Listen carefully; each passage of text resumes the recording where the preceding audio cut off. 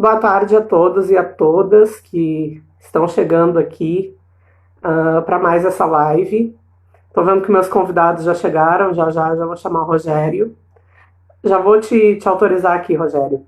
Só quero dar boas-vindas para as pessoas, explicar que hoje a gente então vai debater com esses dois professores queridos, amigos, ah, sobre essa temática de literatura e África, perdão, de religiosidade e África, que não deixa de ser literatura, e dando continuidade então a essas lives que têm sido, desde a última, um pouco mais literárias. Certo? Eu vou chamar aqui o Rogério e eu vou deixar que ele se apresente para vocês, que eu sempre prefiro que os convidados se apresentem. Vocês podem ir deixando questionamentos aí, que no final da fala dele a gente separa um tempinho para que ele responda para vocês. Certo? Deixa eu chamar aqui o Rogério. Desde já eu dou boas-vindas a todos, todes e todas.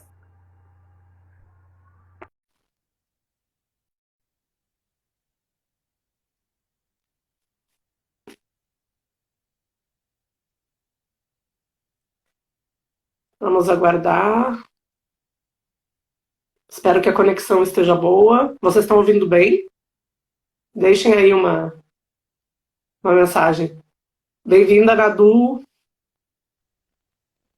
Ó, vamos ver. Rogério, acho que a tua câmera. Ah, agora sim. Tudo bom? Boa tarde. Tudo bom, meu Bem-vindo. bom? Boa tarde, tudo Bem-vindo. bom? Tudo bom? Tava saudando todo mundo que está aqui. Flora e Nadu já estão nos vendo. Então eu Que vou bom. pedir, como eu disse, que tu te apresente para o pessoal e fale que no final a gente tira um. Eu gostei dessa sistemática do Sávio ontem com a menina lá, agora, ai meu Deus, deu, com a poeta com a poetisa que ele conversou, Sônia Suplani, perdão, que foi de deixar para o final as questões, porque aí a gente não perde o fio da meada, né, do que tu está falando. Então, quando faltar uns 10 minutinhos, aí eu te aviso para a gente poder abrir para o pessoal, pode ser? Pode, ótimo. Muito bom. Pronto, e vamos. Tá cortando você, eu não tô te ouvindo. Agora está ouvindo? Tô ouvindo, é porque a imagem tá Ah, mas toda isso aí daqui a complicada. pouco melhora, porque aqui a imagem para mim está bem, pode ser a conexão da internet, Ah, tá. Você me muitas vê horas da bem? música. Te vejo bem, tranquilo. Ah, então tá bom.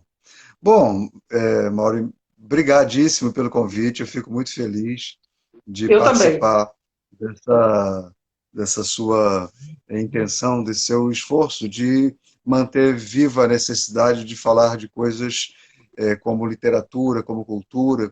Nós precisamos de vida inteligente nesse país, no mundo todo, mas Uhum. eu acho que particularmente no Brasil a gente está carente disso. Então, que bom a sua iniciativa de reunir pessoas para conversar sobre temas que são relevantes, né, e a gente poder falar desses assuntos. Bom, eu fico muito feliz de poder falar sobre esse assunto em particular, porque é um tema que eu venho pesquisando há coisa de uns 20 anos, né? Estou Pouquinho pensando tempo. Pouquinho tempo. é, estou pensando e falando muito sobre isso, dando aulas e escrevendo sobre isso, e é um tema muito importante. E o tema é religião, religiosidade de descendência africana no Brasil, particularmente Ifá, que vem se estruturando no Brasil desde a virada dos anos 90, início dos anos 90 do século passado para cá, né? A partir da contribuição dos babalaôs cubanos, notadamente Rafael Zamora, no Rio de Janeiro, e são babalaôs que tiveram Wilfredo Nelson, babalaôs que tiveram importância muito grande aqui no Brasil para a revitalização de Ifá. Ifá é uma religião que certamente chegou ao Brasil na virada do século XVIII para o início do século XIX, mas que não teve uma expressão maior por conta das circunstâncias muito peculiares pelas quais o Brasil passava, né? Virado do século XVIII para o Hum. século XIX. Então, nós tivemos uma organização religiosa no Brasil que acabou ganhando o nome de candomblé. O candomblé é a religião de orixá montada no Brasil. Nós temos, criada no Brasil, nós temos diversas denominações de religião de orixá em toda a diáspora africana na América. Então, aqui no Brasil, nós conhecemos o candomblé, conhecemos a Umbanda, que é uma denominação mais recente, conhecemos o tambor de Minas, o batuque no Sul, o Xangô de Recife e tantas outras. E essas denominações religiosas que surgem no Brasil, elas são a seu modo sincréticas, cada uma delas é sincrética. E no Brasil acabou que o sacerdócio de orixá, chamados babalorixás, pais de santo, e alorixás, mães de santo, prosperou. Esses sacerdócios prosperaram até pela própria forma de organização da religião de orixá, né, nas cercanias de Salvador, depois também no Rio de Janeiro, onde o candomblé acabou se organizando como uma forma de, alguns autores dizem, de resistência ao ambiente opressor, né, da escravidão. Outros autores dizem que não, que o candomblé inteligentemente soube se beneficiar de algumas brechas sociais e políticas do Brasil do século XIX para acabar se afirmando, mesmo em meios urbanos como o de Salvador e mais tarde do Rio de Janeiro. Só que o sacerdócio de orixá prosperou, o sacerdócio de Ifá não prosperou, não teve a mesma sorte. Eu não sei se a gente vai ter tempo de falar disso, mas por uma série de circunstâncias, e principalmente porque talvez o sacerdócio de Ifá é algo bem diferente do sacerdócio de orixá. O sacerdócio de Ifá, o sacerdote de Ifá, que é o babalaô, ele é uma pessoa que atua em sua casa, não tem a necessidade da formação de um número grande de seguidores ou discípulos ou coisas dessa natureza. De tal maneira que a religião de orixá com os sacerdotes, né, de orixá, os babalorixás e azelorixás, tende a prosperar, enquanto a religião de Ifá não. E aí nós tivemos, sim, a presença pontual, presença não linear, não sequencial, mas a presença pontual de alguns sacerdotes de Ifá, alguns babalaôs, que vieram da África para cá e foram conhecidos, muito afamados, tá? Alguns poucos desses nomes, na virada do século XIX para o século XX, e que não tornaram a religião, da mesma maneira que o candomblé, não tornaram a religião organizada, não tiveram nenhuma iniciativa nesse sentido.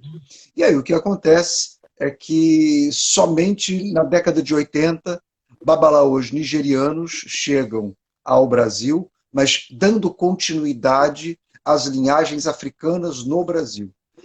E nos anos 90, os babalaôs cubanos chegam ao Rio de Janeiro, particularmente, e dão continuidade às linhagens cubanas, mas a novidade, criam linhagens novas no Brasil.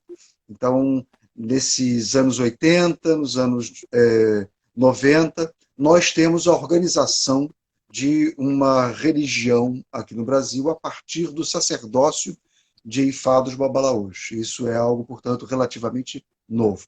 Apesar da presença, né, de babalaôs no passado, no século XIX, eles não deram continuidade a essa religião, e somente agora, no final do século XX, é que isso começa a acontecer. É algo muito, muito interessante, muito fascinante.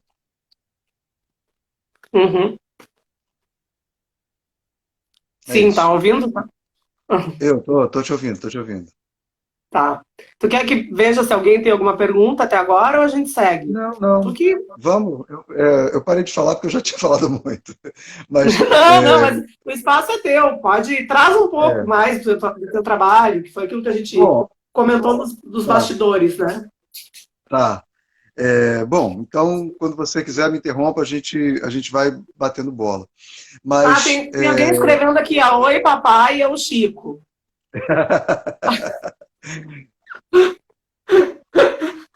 Minha mãe também está aqui, tá? Minha mãe está sempre prestigiando a filha. Um beijo para todos.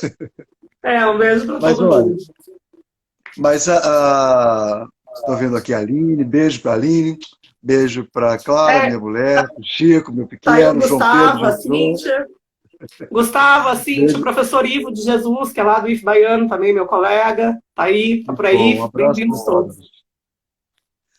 Mas, olha, então, basicamente é isso. É uma religião que esteve presente no Brasil desde, pelo menos, a virada do século XVIII para o século XIX. Bom, eu falei rapidamente, então deixa eu falar agora direitinho.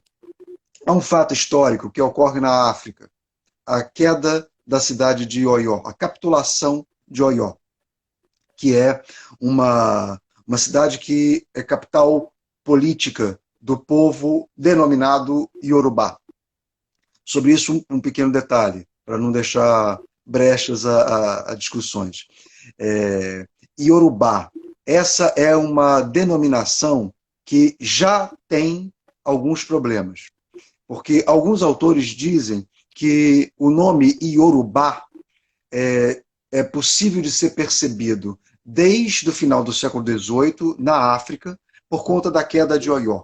Então, existem alguns historiadores que dizem que o episódio histórico da capitulação de Oió fez com que todas as cidades-estado do entorno, na região que a gente chama hoje de Nigéria, Uhum. e que puderam, de alguma maneira, se identificar por conta de um inimigo comum, e então a denominação Yorubá teria surgido ali, no final do século XVIII, início do século XIX. Ponto. Outros autores, e esse autor particularmente é um autor dos mais importantes da antropologia contemporânea, é um autor que vem estudando a religião de Ifá em Cuba, que é o Palmier. O Palmier diz que o nome Yorubá aparece, na verdade, no final do século XIX e que aqueles que eram chamados assim, Yorubá, não se viam como tal, né? Eles se viam pertencentes e identificados às suas cidades e estado de origem.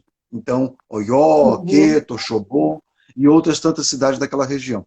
Então, essa denominação Iorubá, ela já tem uma polêmica. Então, quando a gente fala de povo Iorubá, herança Iorubá, isso é muito vago e incerto, porque, na verdade, existem polêmicas sobre esta denominação e as pessoas que se reconheciam sob essa denominação.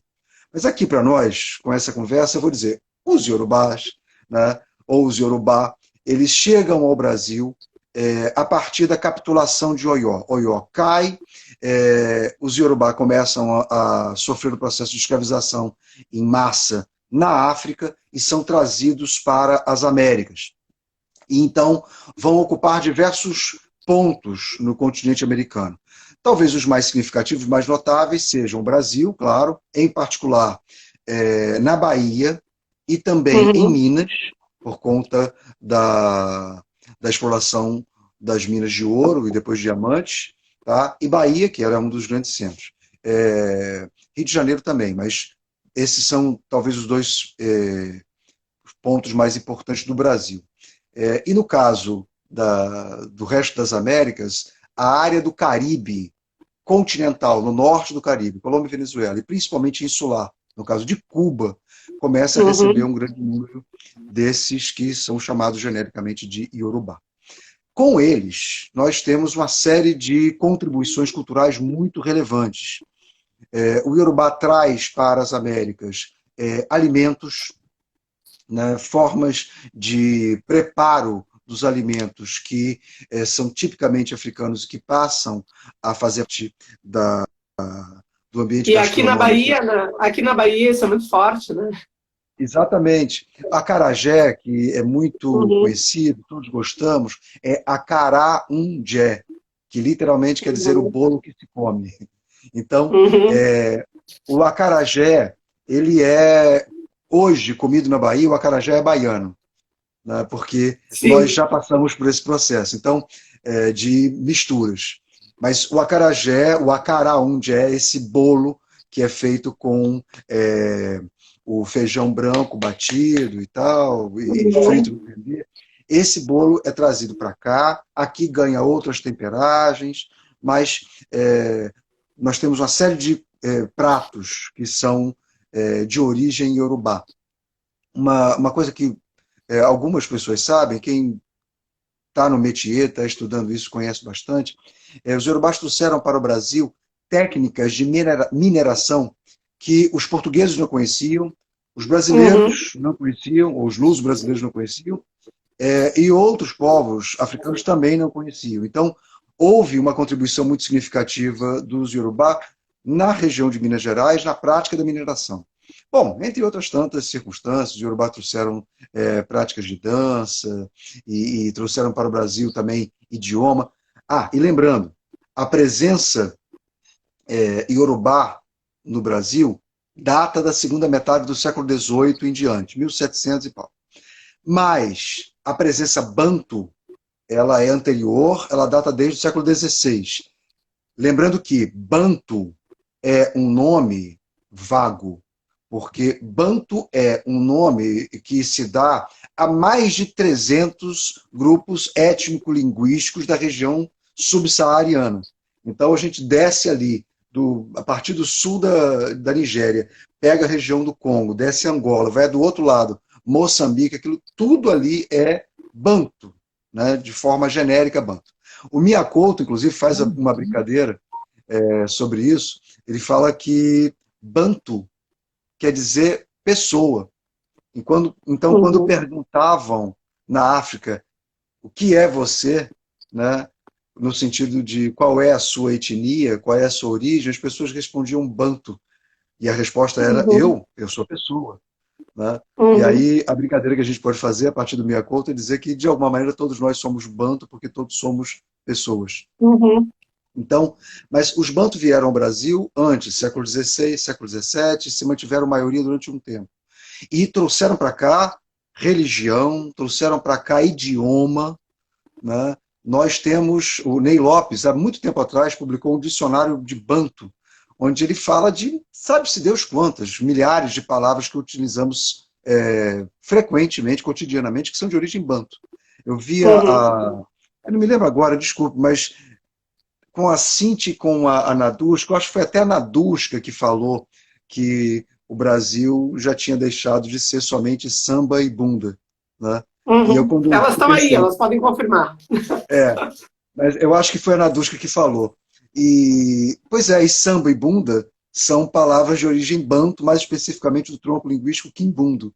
Então, a nossa identidade mais reconhecida, né, samba e Uhum. bunda, e eu entendi bem o que a Nadushka falou, por conta do quanto disso pode ser um estereótipo complicado, principalmente no que diz respeito à bunda, mais do que o outro caso. Mas é banto, nós falamos banto, né? Nós falamos quiabo, kizumba, né? A gente fala o tempo todo, utiliza o tempo todo palavras de origem banto.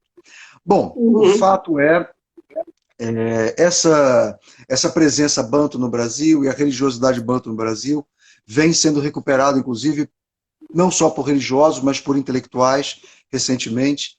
É, a Stefania Capone, que eu tenho o prazer, a alegria de dizer que é uma grande amiga minha de muitos anos. Stefania é uma das maiores antropólogas do momento. Ela é italiana, mas está na França há muito tempo, no CNRS. E a Stefania, ela vem falando, vem se preocupando muito também com o universo religioso banto, apesar de sua dedicação ao universo iorubá. Bom, dito isso, o culto aos ancestrais, aos Inquinci, se espalhou em diversos Uhum. pontos do Brasil. Nós temos cultos de origem notadamente banto, no Maranhão, em outros pontos do Nordeste, etc.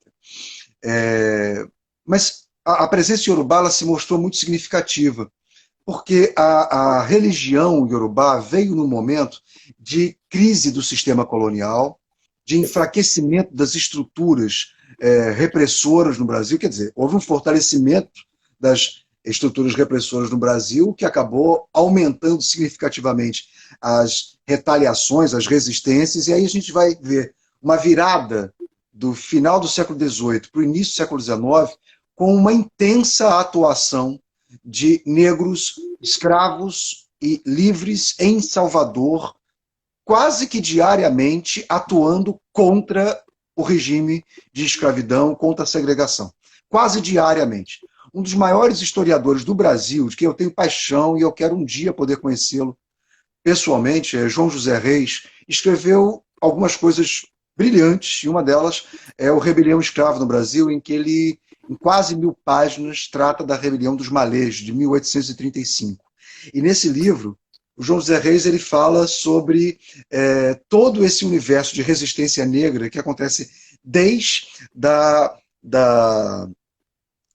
oh meu Deus, da Conjuração Baiana, de 1798, até a Revolta dos Malês, de 1835. Então ele pega a primeira parte do século XIX, faz um enorme levantamento desses episódios em que negros, escravos ou não, né, escravos nas áreas urbanas, escravos de ganho, ou negros de ganho, como eram chamados, que tinham uma modalidade muito peculiar de trabalho que ocorre em áreas como Salvador e Rio de Janeiro, onde o escravo passava, às vezes, a semana inteira fora da casa do seu senhor para obter dinheiro através do seu trabalho e voltava à casa do seu senhor e prestava contas do dinheiro que havia ganhado. Isso permitia que ele criasse uma série de interações sociais, sociopolíticas no meio urbano de Salvador e do Rio de Janeiro, que pudesse até mesmo acumular dinheiro. São as brechas que a escravidão brasileira permitiu e que inteligentemente essa presença negra no Brasil soube aproveitar e soube se virar com ela. Então, é nesse ambiente que aparece a religião de Orixá. E é nesse ambiente também de resistência que começam a aparecer os primeiros registros policiais de batidas de terreiros de candomblé. Só que a batida no terreiro, para desbaratar o terreiro de candomblé, não aparecia indicado como terreiro de candomblé, aparecia indicado como quilombo. Porque, na verdade, era a nomenclatura conhecida na época e, afinal de contas, não deixava de ser uma forma de buscar um refúgio em área distante, né, da escravidão.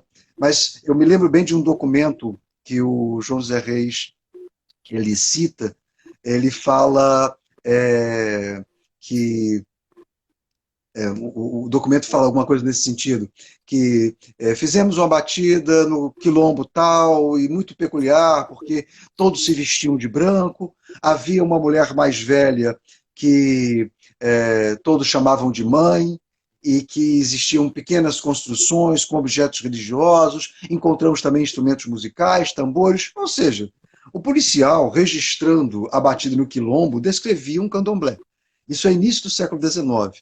Só não tinha ainda esse nome. Né? Mas é isso.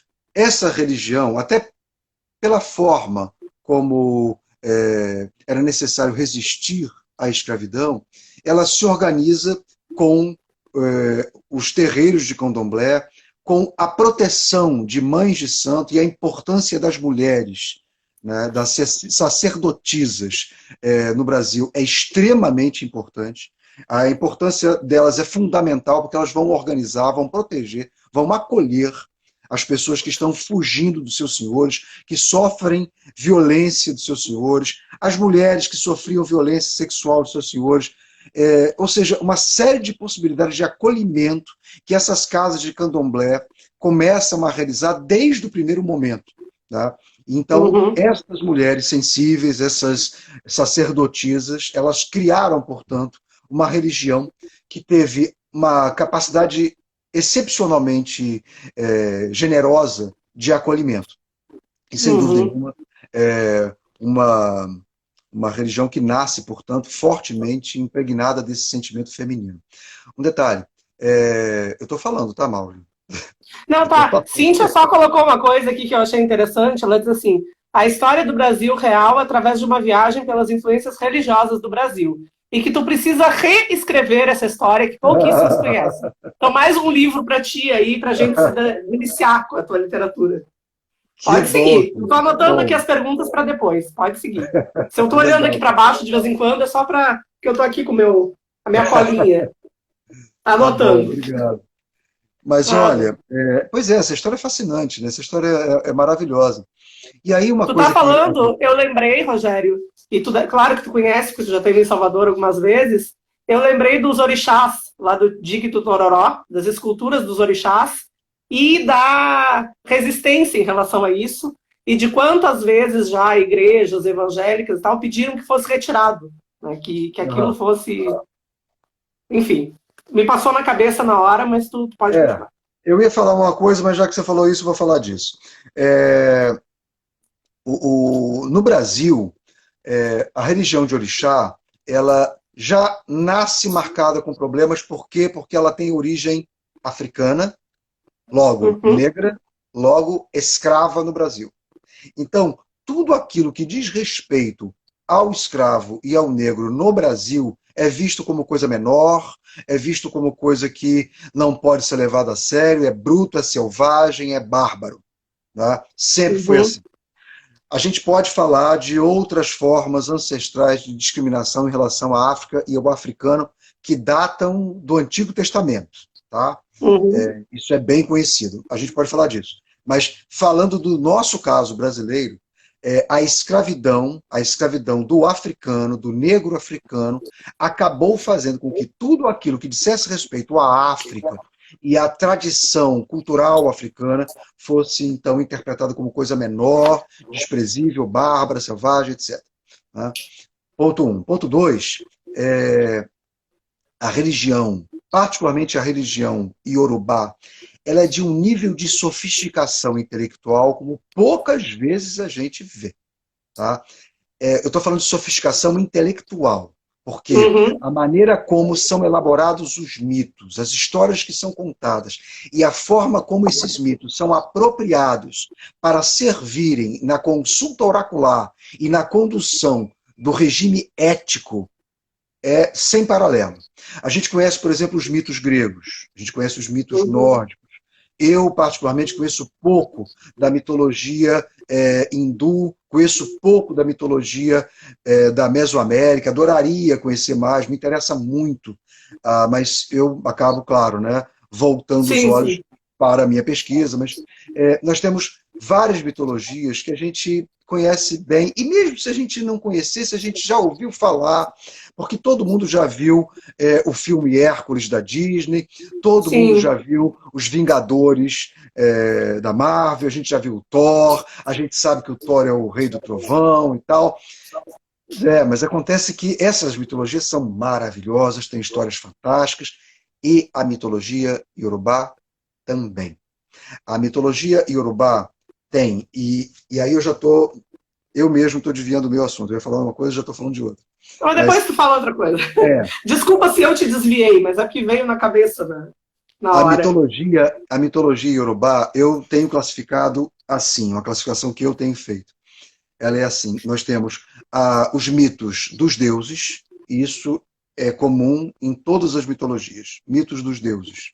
Nós temos os mitos Uhum. dos heróis, e isso é comum a todas as mitologias. Os mitos dos heróis ou são semideuses, ou são personagens humanos que têm características excepcionais. No caso de Yorubá, semideuses, características excepcionais, ou o homem comum. Então, cabe no item herói, né, no caso de Urubá, alguma coisa que eu não sei se tem em outros casos, que é o homem comum, né, que frequentemente está tão próximo da nossa realidade. Dois. Três, nós temos os mitos relativos a conceitos. Nós temos histórias, por exemplo, que falam da amizade e do dinheiro, né, que são antropomorfizados, viram um personagem humano. Né? Então, por exemplo, conta essa história rápida. O dinheiro e a amizade eram amigos. Está no Odu Obefunfunló, o nome do Odu. Depois eu posso falar sobre isso também. Em Uhum. Obefunfunló conta-se essa história, que o dinheiro e a amizade eram amigos. O dinheiro tinha muito dinheiro e a amizade não. Um dia, a amizade pediu dinheiro emprestado ao dinheiro. O dinheiro emprestou dinheiro à amizade. E Uhum. combinaram uma data para o pagamento. No dia marcado, a amizade não tinha dinheiro para pagar ao dinheiro e foi se desculpar, dizendo: dinheiro, eu não tenho dinheiro para te pagar. O dinheiro não gostou, mas não falou nada. marcaram uma nova data para o pagamento. E nessa nova data, novamente, a amizade não tinha dinheiro. E a amizade disse: dinheiro, me desculpe, eu não tenho dinheiro para te pagar. E o dinheiro ficou ainda mais chateado e marcaram uma terceira data para o pagamento. E nessa terceira data, a amizade novamente não tinha dinheiro e disse: dinheiro, desculpe, eu não tenho dinheiro para te pagar. E aí o dinheiro perdeu a linha, ficou enfurecido e começou a esbravejar e saiu de perto da amizade revoltadíssimo. E o dinheiro então foi à casa do Babalaô, Orúmila, para consultar Ifá e saber o que ele deveria fazer para poder recuperar o seu dinheiro. E Orúmila disse: não faça nada, fique tranquilo e volte para sua casa. O dinheiro voltou contrariado para sua casa, só que no meio do caminho ele passava em frente à casa da amizade e, não conseguindo se resistir, o dinheiro começa a gritar palavras de fúria para a amizade, dizendo que aquilo era um absurdo, que ela não pagava. E a amizade, coitada, sai toda humilde dentro de sua casa e vai falar com o dinheiro, pedindo desculpas, e o dinheiro ficou cada vez mais exaltado.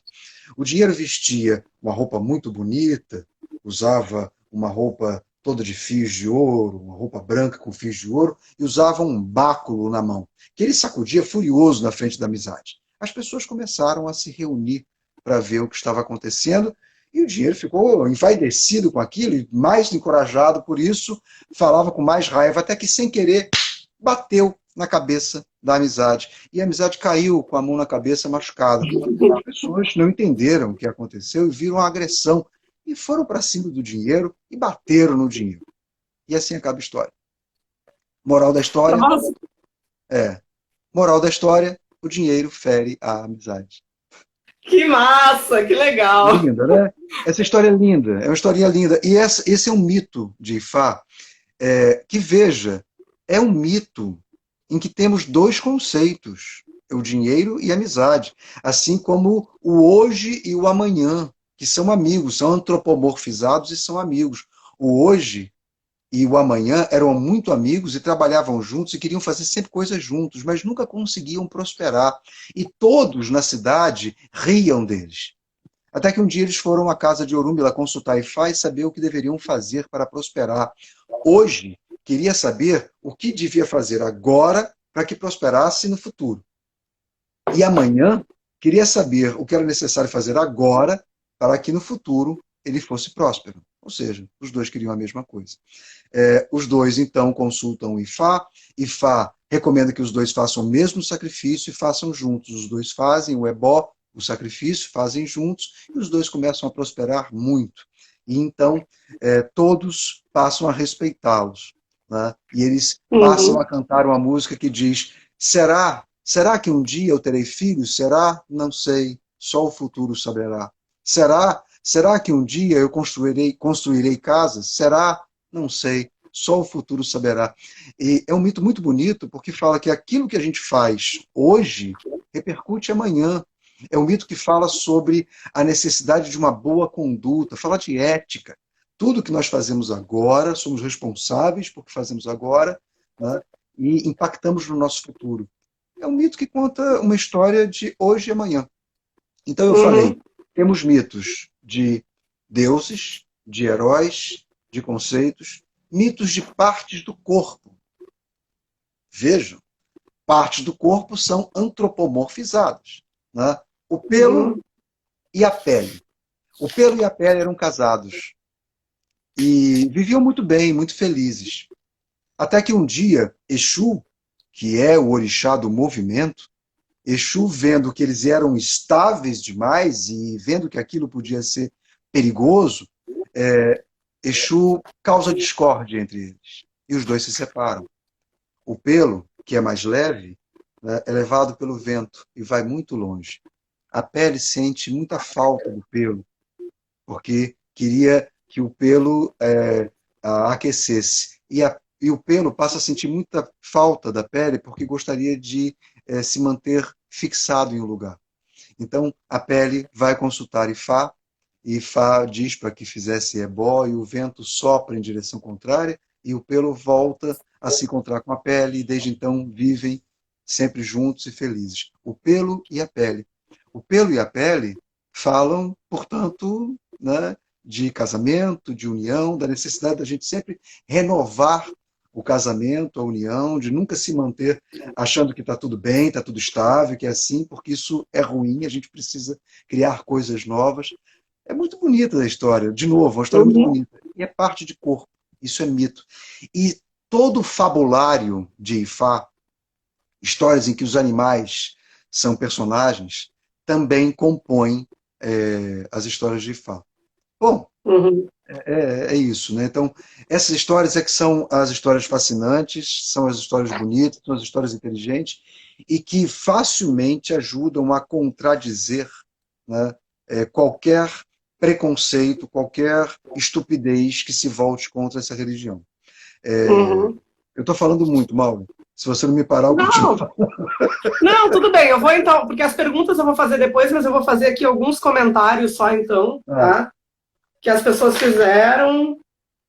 Vou começar pelo da minha mãe, porque amanhã é dia das mães, então ela pode, tá? Dona Teodora tá pode. certo. Ela falou que tu é um criador de pontes que eliminam fronteiras. Ah, que legal. Obrigado. Beijo. Nadusca está dizendo que Flora começa a prestar atenção quando tu fala. Que poder que tem a palavra, viu? Flora fica quieta. Beijinho, Flora.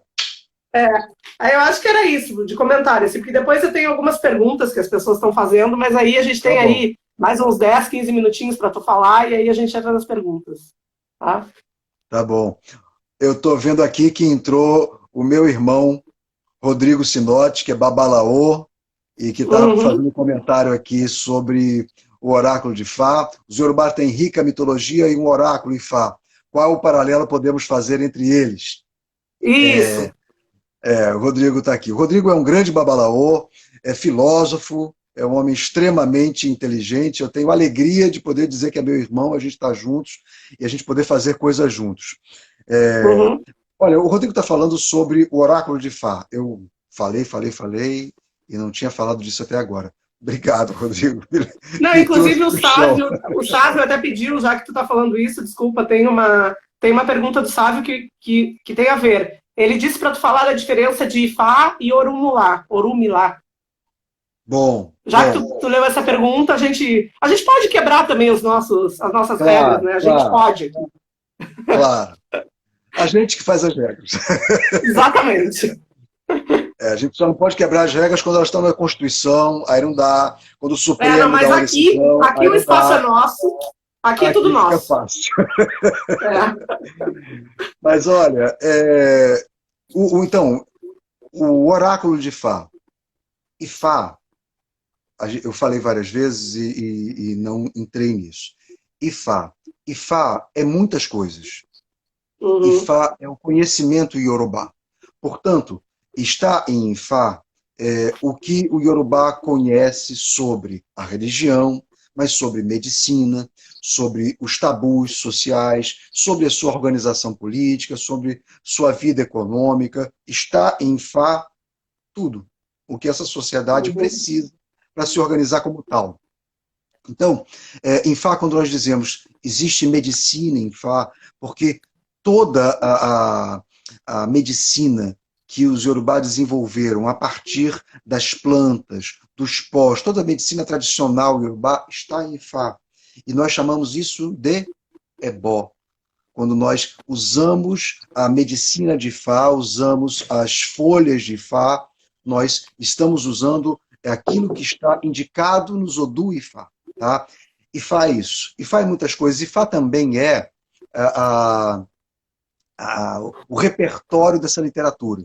Tá? A gente pode pensar que Ifá é uma imensa, uma infindável biblioteca, composta talvez de 256 maiores códices, digamos assim.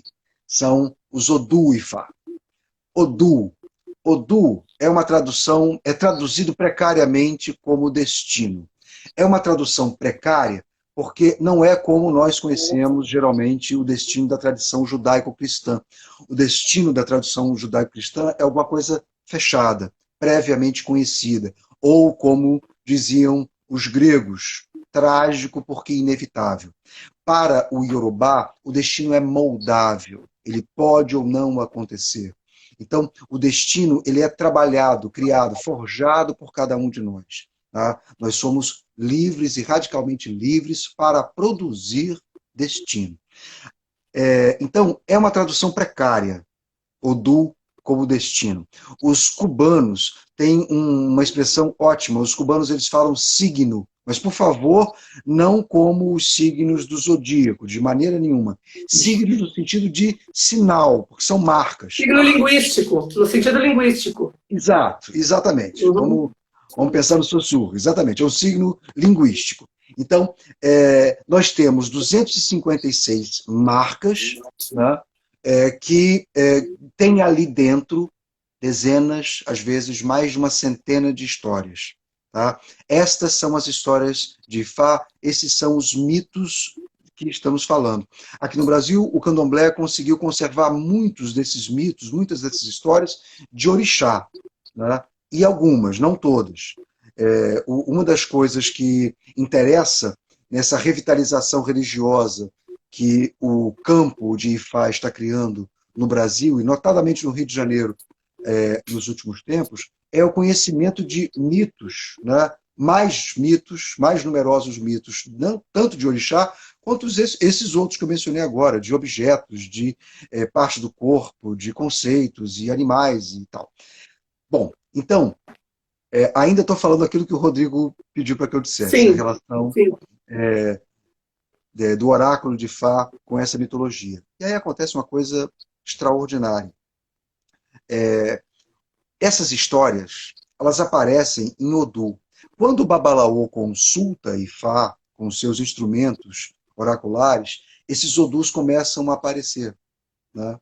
E uma das habilidades do Babalaô é conhecer o máximo de histórias possível. Outra habilidade é saber interpretar essas histórias, e interpretar essas histórias principalmente para o consulente, aquele que vem consultar Ifá. Essas histórias, né, elas aparecem ali com uma função oracular, ou seja, a função de ajudar alguém. Então, por exemplo, eu contei essa história do dinheiro e da amizade. Essa história está no Odu. Se esse Odu aparece na consulta oracular, o Babalaô poderá dizer coisas do tipo: você tem problemas com dinheiro, ou você tem problemas com amizade, ou você Uhum. não deve pedir dinheiro emprestado, ou, principalmente para amigos, ou você, se tem dinheiro e emprestou dinheiro, você provavelmente perdeu o dinheiro e a amizade. Tá? Cuidado para não confundir a sua amizade em circunstâncias como essa, que envolvam dinheiro. Uma série de conselhos podem ser dados, né, para pessoas numa consulta oracular a partir de uma história como essa. Uhum. Entende? Então, a pergunta que o Rodrigo fez sobre a mitologia iorubá e o seu ajuste na consulta oracular é nesse sentido. E eu sei que o Rodrigo fez essa pergunta já pensando numa outra coisa, porque o Rodrigo conhece muito da mitologia grega, conhece muito da filosofia grega, e ele já pensou nisso. Os gregos têm oráculo. O oráculo grego é o oráculo de Delfos, Uhum. que é um oráculo que assume o corpo de alguém, né? Fala através da boca de alguém. Isso lembra muito uma forma oracular que nós temos no Brasil, em que a Ubanda, principalmente, ela consagrou muito, em que as pessoas incorporam espíritos, falam, né, de sua boca os espíritos, por sua boca os espíritos. Isso faz uma semelhança, isso traz uma semelhança com o oráculo de Delfos. Veja. Né? Então, nós temos um tipo de oráculo, né, em que os espíritos falam. Sim, isso acontece na tradição banto, por exemplo. Entre os Yorubá, nós temos a tradição do oráculo de Ifá e os mitos que contam histórias e que contam nossas histórias. Porque nós todos somos histórias. Todos Sim. somos. Nós não somos feitos compostos de histórias. Nós somos as histórias. Né? É um pouco diferente. Né? Uhum. Porque se a gente pensa que a gente é composto de história, a gente está pensando que nós somos um todo, né? E que de alguma maneira tem uma parte essencial e um todo composto. Para quem é da filosofia, eu estou pensando no Leibniz agora, na questão da mônada e das coisas que são compostas a partir da mônada. Não se trata disso, né? Desculpe o Leibniz, mas nós somos as histórias que contamos. Nós somos todas as histórias que vivenciamos e as histórias que contamos. E somos as histórias que nós não contamos. né? Aquelas que nós, Com certeza. né? Nós somos as histórias que contam de nós, né? As boas, as ruins, as que nós aparecemos como vilões ou heróis, nós somos histórias. E uma das coisas adoráveis de Fá é que o oráculo de Fá entende que nós somos histórias, o oráculo de Fá conta histórias para o Babalaô, que deve contar essas histórias para o consulente, e essas histórias, aí é uma coisa realmente que é mágica, contam as histórias do consulente.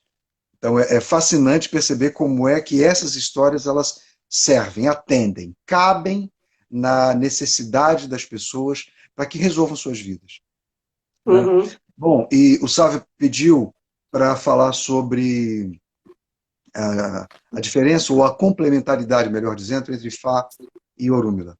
Parcialmente eu já respondi, Sávio. Obrigado pela pergunta. Daqui a pouco vocês vão estar com o Sávio vai falar também sobre esses assuntos. Mas Ifá, como eu disse, é todo o conhecimento, todo o repertório de conhecimento do povo Yorubá. E a gente pode falar, sim, todo o repertório de conhecimento. A gente pode falar que Ifá é uma imensa biblioteca, está correto?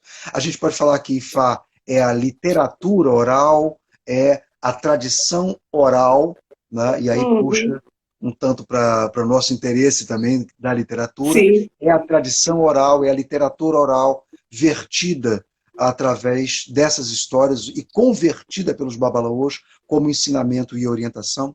E faz tudo isso. E faz É que medicina, a literatura poesia. oral ela vem disso, né? Ela Exato, vem primeiro dessas tradições, né? É aí que ela exato, surge, aí que ela vai passar exato, para a escrita, né? exato. E aí, é literatura oral, é conhecimento e tal. Isso é Ifá. Orúmila é um orixá. Orúmila é o personagem que aparece nas histórias de Ifá como o Babalaô, que consulta Ifá para todos os orixás. Então, ele é o orixá que é patrono do conhecimento e da sabedoria. E sobre isso, uma pequena informação. Nós falamos de orixá. O que são orixás? Sobre isso, já muito se escreveu, muito se falou. Eu gosto muito de uma coisa que disse Mestre Didi tempos atrás. Ele disse que os orixás são os elementos encantados da natureza. É bonito isso. Pensar assim, né? São os elementos encantados da natureza e isso é orixá. Lindo. Que orixás são deuses africanos. São os deuses africanos que formam um enorme panteão com aquilo que eu chamo de uma malícia que os yorubás têm, uma malícia ou uma artimanha, talvez, eu acho que talvez seja melhor assim, uma artimanha monoteísta. Tá? Eu chamo de artimanha monoteísta porque essa religião ela é monoteísta, tem um Deus, é o Olodumare, né, com suas expressões e nominações Olorum, Olofin, tá? Tem um Deus. Tá? E esse Deus é pai de todos esses deuses, o panteão todo, né? E aí nós conhecemos Exu, Ogum, Oxóssi, Xangô, Oyá, Oxum, Iemanjá. Bom, ficar aqui um tempo falando sobre isso. Mas Uhum. Omolu, Nanã, Obá, e Beji, e Obatalá, Oxalá, Oxaguian, Oxalufã, Jagunã, todos são orixás. Né? Esses orixás são filhos de Olodumare. Né? Então tem uma artimanha monoteísta em que existe um Deus, né, monoteísta, mas isso é muito bonito do pensamento iorubá. Os iorubás entendem que nós não alcançamos Deus. Nós não sabemos quem é Deus. Uhum. Não podemos encontrá-lo diretamente. Então, Deus cria e se afasta da criação. E ele frequentemente aparece nos mitos iorubás se perguntando o que está acontecendo no mundo. Veja, Deus se Uhum. pergunta o que está acontecendo no mundo e chama Exu. E diz, Exu, meu filho, o que acontece no mundo? Exu é o elemento que dá a Olodumare onisciência do mundo. Isso é muito bonito. É um arranjo inteligente para dizer que Deus, Yorubá, é onisciente, mas é onisciente assim, porque pergunta à energia do movimento o que acontece no mundo. Né? E Exu diz, meu pai, o que acontece no mundo é, e explica o que acontece no mundo. Uhum. Então, nós temos esse grande panteão de orixá. Cada orixá, então, perdão, e os orixás são assim chamados, né? São assim pensados. Elementos encantados da natureza, são os deuses africanos, os deuses Yorubá, que o orixá são é, ancestrais divinizados. Esse é particularmente o caso de Odudua, de Xangô, Ogum, tá? Em que são ancestrais divinizados e que acabam ganhando uma nova percepção no panteão, também uma forma de compreender orixá. Eu gosto muito do seguinte, eu fazendo pesquisa e perguntando, eu pergunto o que é orixá? O que é orixá para você, que é uma pessoa feita há 25 anos?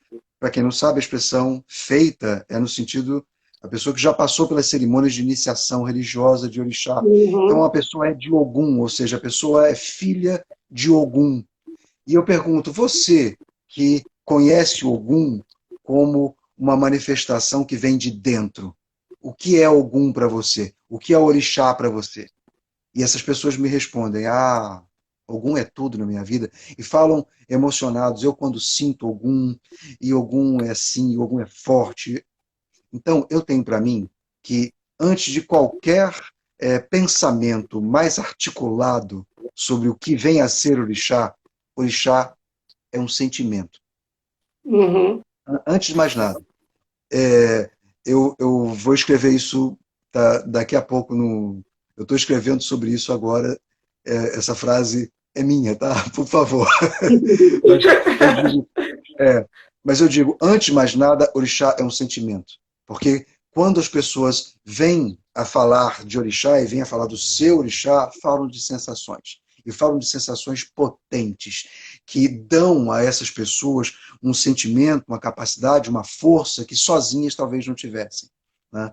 Então, antes de mais nada, orixá é um sentimento. Eu poderia dizer, por extensão, é uma potência, né? É uma força que cada um de nós tem e tem dentro, né? Que vem de dentro e se manifesta fora. Né? Gosto muito também de dizer que orixá é meu pertencimento, porque eu pertenço ao orixá e o orixá me pertence. Na mesma linha, na mesma importância. Eu Uhum. pertenço ao orixá, porque eu poderia pensar, eu vibro conforme aquela energia, e o orixá me pertence, porque está dentro de mim, é parte de mim, sou eu também. Uhum. Entendeu? Então, a diferença, Sávio, entre Ifá e orixá seria essa. Ifá é todo o conhecimento e Orúmila é o orixá. E, assim, uma última coisa. E cada orixá tem um elemento anímico, né, ao qual está identificado. Exu é movimento, é dinamismo. Ogum é metal.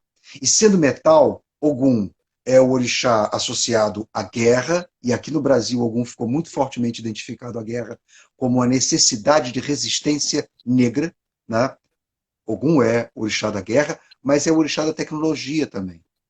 Ogum Uhum. é o orixá que produz os instrumentos para a civilização. É claro que no Brasil valorizou-se muito mais o perfil de Ogum como guerreiro do que Ogum como aquele que constrói o arado, né? Aquele que cria um objeto de. Aliás, constrói o arado não, mas que tem o metal que constrói o arado, que produz os instrumentos de trabalho. Para o escravo, isso não poderia ser valoroso. Portanto, então, acabou se lembrando de Ogum como o orixá do ferro associado à guerra. Né? Mas Xangô, né? Oiá, Iemanjá, todos os orixás estão associados e identificados a um elemento anímico. Então, Iemanjá é a água do mar, mas é a água próxima do mar, é a água litorânea. Tá? Olócum é o orixá da profundeza do oceano. E por aí vai.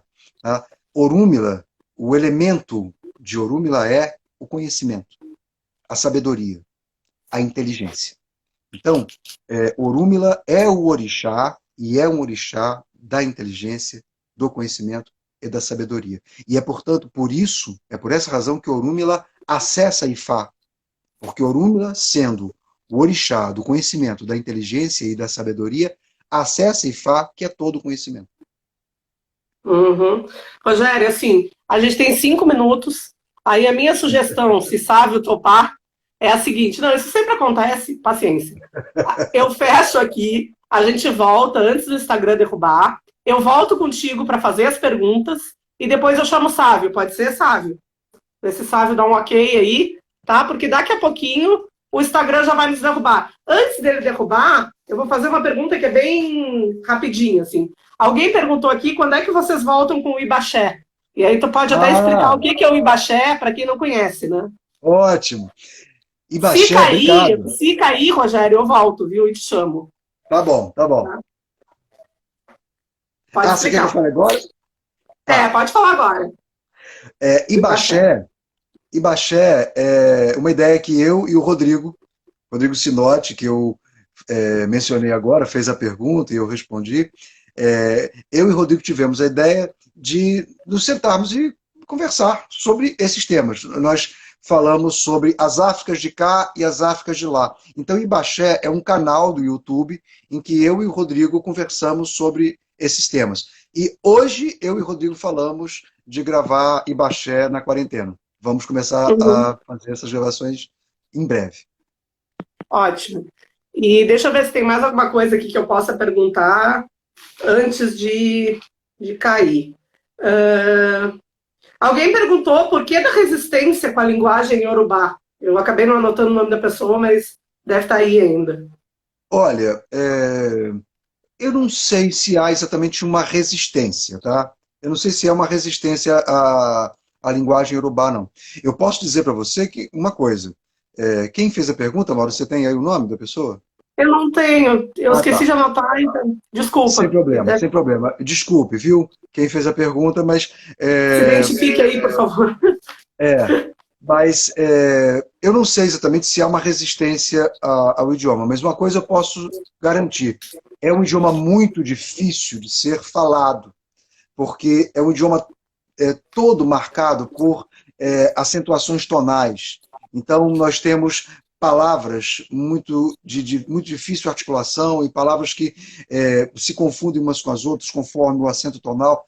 É um idioma muito difícil de ser falado. Então, eu não sei se é por essa razão, eu não estou dando a resposta. Não quero ser leviano dar essa resposta, não. Sim. Mas, certamente, porém, um dos problemas, uma das dificuldades para a admissão de Iorubá como um idioma mais frequente entre nós... Foi a Ana Lúcia que fez a pergunta. Ana Lúcia, muito obrigado, Ana. Obrigada, Ana Lúcia. Ana. Desculpa, viu, que eu não anotei. Mas eu acho, Ana, que tem essa questão, né? Da dificuldade do Iorubá, que é um idioma muito difícil. Não quero dizer que o banto seja fácil, seja banal, mas o banto tem um tipo de sonoridade que talvez nos facilite mais. Nós que somos falantes, acabamos por nos tornar falantes do português aqui no Brasil. Então, me parece que tem uma dificuldade do próprio idioma para a gente falar. Sim, aí tem outra que eu vou fazendo enquanto se cair, aí a gente... que tem a ver, que Marcelo Santos ele fez 2 perguntas, mas a primeira é a seguinte: podemos dizer que temos influência iorubá africana na culinária, música, dança, mais que a portuguesa? Eu não sei, tu que responde, eu acho que sim, né? Olha, eu não sei se mais. A gente é um produto mestiço. Né? E aqui no Brasil a gente tem muito problema com essa palavra, o mestiço, porque Sim. a gente viu essa palavra ser carregada de problemas conceituais mesmo. Né? Só que foi mal aí. Todo mundo no mundo é mestiço. Aquele que procurar uma origem de pureza, eu costumo dizer, sempre achará. Né? Porque quem procura a pureza acha porque a pergunta está errada e viciada por uma ideia torta de pureza. Porque nós não somos puros, todos nós somos mestiços neste planeta. E a mestiçagem é uma marca muito significativa, me parece, do Brasil. Então, eu não sei se... Vai acabar. 7 segundos. 7 segundos, a gente volta. Tá. A gente volta já, então. Voltamos.